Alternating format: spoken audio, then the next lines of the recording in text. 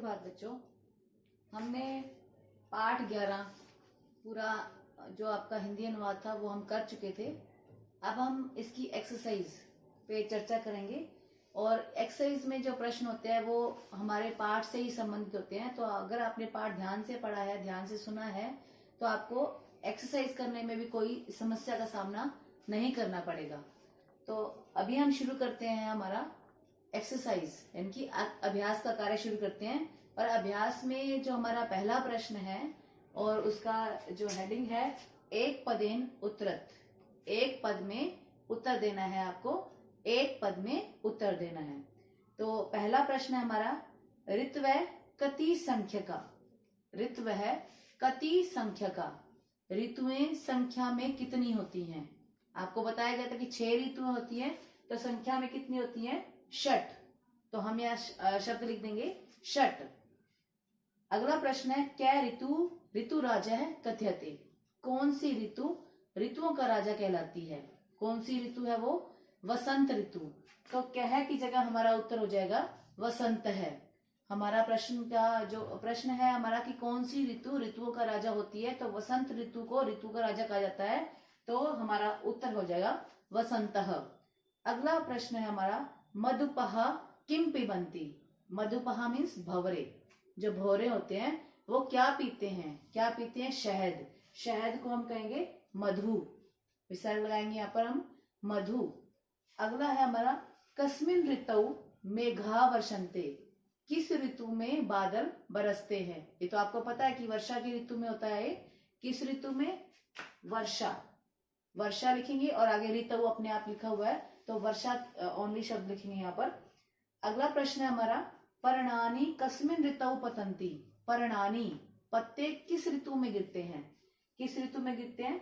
शिशिर ऋतु में। शिशिर और ऋतु को इकट्ठा करेंगे तो शिशिर ऋतु बन जाएगा। इस शब्द में 2 मात्राएं हैं और एक र है, ये ध्यान से देखेंगे। 2 मात्राएं औ की मात्रा है और र है शिशिर ऋतु, तो हमारा उत्तर हो जाएगा शिशिर की ऋतु में। अगला हमारा है पूर्ण वाक्येन उत्तरत, पूरे वाक्य में उत्तर देना है आपको। एकस्य ऋतु समय क्या भवति, एक ऋतु का समय क्या होता है? मतलब कितना होता है एक ऋतु का समय, कि एक ऋतु कितने समय तक रहती है? 2 महीनों का समय होता है। तो हमारा ये उत्तर है। आपको प्रश्न में से कुछ भी नहीं लेना है, ये उत्तर लिखना है मास द्वयस्य काल है एकस्य ऋतु समय भवति, 2 महीनों का समय एक ऋतु का समय होता है। मास द्वयस्य काल है एकस्य ऋतु समय भवति, 2 महीनों का समय एक ऋतु का समय होता है। अगला है वृक्षः कस्मिन ऋतौ कुस्मितः भवन्ति, वृक्ष किस ऋतु में फलते फूलते हैं? मीन्स फलदार हो जाते हैं, फूलदार हो जाते हैं। किस ऋतु में होते हैं? वसंत की ऋतु में होते हैं। तो कस्मिन की जगह है, कस्मिन की जगह हमें वसंत लगाना है, कस्मिन की जगह। बाकी सारा आप प्रश्न में से लेंगे कि वृक्षः वसंत ऋतौ कुस्मितः भवन्ति, वसंत लिखकर बाकी सारा प्रश्न में से लिखेंगे, कस्मिन की जगह वसंत लिखेंगे। अगला है कयो मास्यो ग्रीष्म ऋतु भवति, किन महीनों में गर्मी की ऋतु होती है? तो कयो की जगह हमारा उत्तर हो जाएगा ज्येष्ठ आषाढ़ मास्यो, ज्येष्ठ आषाढ़ मास्यो ग्रीष्म ऋतु भवति। कयो मास्यो को इकट्ठा कर देंगे, ज्येष्ठ आषाढ़ मास्यो ग्रीष्म ऋतु भवति। अगला है चंद्रिका विशुद्धा कदा भवति, चांदनी सफेद कब होती है, स्वच्छ कब होती है? कब होती है वो? शरद ऋतु में। ये शरद ऋतु ऐसे लिखेंगे, द के नीचे री की मात्रा आ जाएगी। शरद ऋतु चंद्रिका विशुद्धा, उत्तर प्रश्न में से लेंगे चंद्रिका विशुद्धा शरद ऋतु भवति, या शरद ऋतु चंद्रिका विशुद्धा भवति, इस तरह से भी उत्तर दे सकते हैं। चंद्रिका विशुद्धा शरद ऋतु भवति या शरद ऋतु चंद्रिका विशुद्धा भवति। अगला है अति शीत वायु कदा वाति, अति शीत वायु ठंडी, बहुत ठंडी वायु कब बहती है? हेमंत ऋतु में। तो हमारा उत्तर हो जाएगा अति शीत वायु हेमंत ऋतु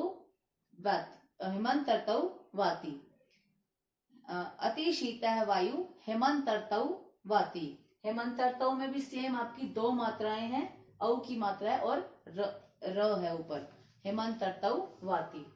अगला प्रश्न है हमारा प्रश्न निर्माण, इसको भी आप ध्यान से करेंगे, देखेंगे आगे। प्रश्न निर्माण का पहला वाक्य है हमारा ऋत्वय षट संख्यका भवन्ति। ऋत्वय के स्थान पर मतलब क्या, और ऋतु का शब्द रूप जो है, ऋतु जो है वो स्त्रीलिंग है। स्त्रीलिंग कैसे लगेंगे, ऋतु ऋतु ऋत्वय है। तो स्त्रीलिंग के हम किम के स्त्रीलिंग शब्द रूप में जाएंगे, प्रथमा विभक्ति और बहुवचन में जाएंगे का, के, का। तो ऋत्वय के स्थान पर हमारा प्रश्न निर्माण का शब्द हो जाएगा कहा। अगला है उपवनानी शोभन्ते। उपवनानी, तो ये स्पष्ट हो रहा है कि नपुंसकलिंग है और प्रथमा विभक्ति बहुवचन में है, तो हम उत्तर दे देंगे कानी। आप इसे राइमिंग वर्ड ना बनाएं, आप इसके किम के नपुंसकलिंग में प्रथमा विभक्ति बहुवचन में जाएंगे तो आपको किम के एकानी, एकानी शब्द ही मिलेगा।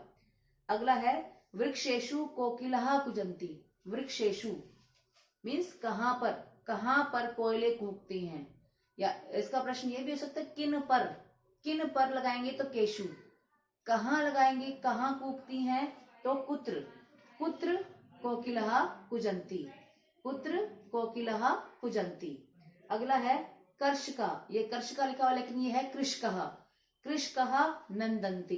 कृषक का शब्द रूप है, पुल्लिंग है, प्रथमा विभक्ति है और बहुवचन है। तो किम के पुल्लिंग प्रथमा विभक्ति बहुवचन में जाएंगे कै, कौ, के, तो हम लगा देंगे के। अगला है हमारा सलिलम शीतलतरम भवति। सलिलम जल मीन्स क्या शीतलतरम होता है, क्या ठंडा होता है, किम, तो हम यहां लगा देंगे किम।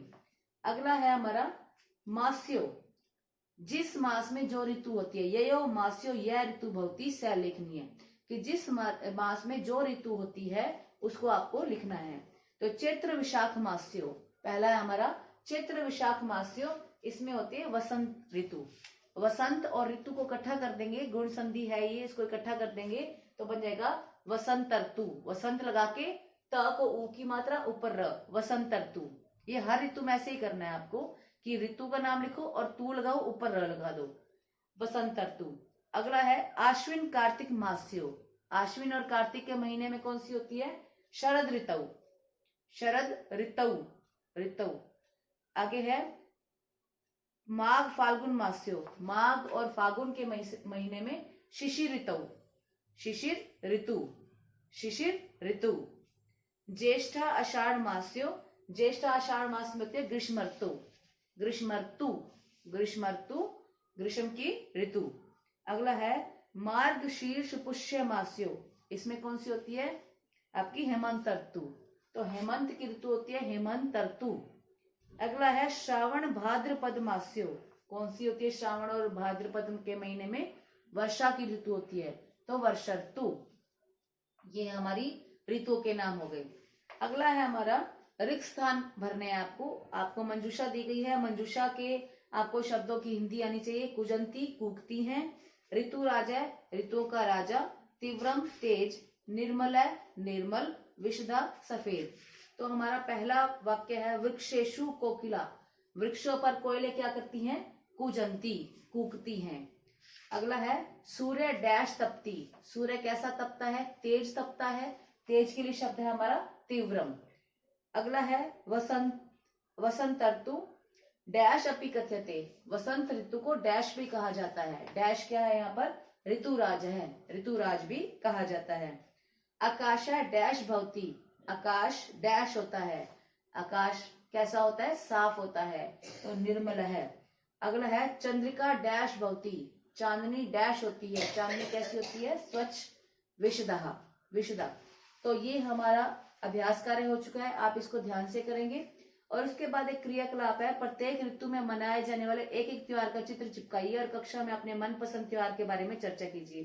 तो आपने ऋतुओं के नाम पढ़ लिए हैं, वसंत ऋतु, शिशिर ऋतु, हेमंत ऋतु इत्यादि। आपने हर ऋतु का नाम लिखना है। वसंत ऋतु लिखकर, जैसे इसमें वसंत से संबंधित कौन सी, वसंत ऋतु में कौन सी ऋतु होती, कौन सा त्योहार होता है, वसंत पंचमी का त्योहार होता है, बसंत पंचमी जिसे कहते हैं, होली का त्योहार होता है। इसी तरह से अन्य जो ऋतुएं हैं उनके भी आप नाम लिखकर उनके त्योहारों के नाम आप उसके नीचे लिखोगे। वसंत ऋतु लिखकर उसके नीचे उनके त्योहार, ग्रीष्म ऋतु लिखकर उसके नीचे उसके त्योहार लिखकर, और अपने मनपसंद त्योहार के बारे में भी आप लिखेंगे। और वो यहाँ पर तो केवल आप लिखेंगे ऋतु का नाम और त्योहारों का नाम, और जो आपको पसंद हो, जैसे आपको सपोज वसंत ऋतु पसंद है तो वसंत ऋतु लिखकर त्योहारों का नाम लिख दीजिए, और उसके साथ क्यों पसंद है, आपको कौन सा त्योहार पसंद है उसके बारे में भी यहाँ लिख दीजिए। जरूर नहीं कि हर बच्चे को वसंत ऋतु पसंद होगी, किसी को ग्रीष्म ऋतु, किसी को शिशिर ऋतु, जो भी त्योहार आपको पसंद है उसके बारे में यही लिख दीजिए, ठीक है। और इसे आप करके फटाफट से मुझे भेज दीजिए। धन्यवाद।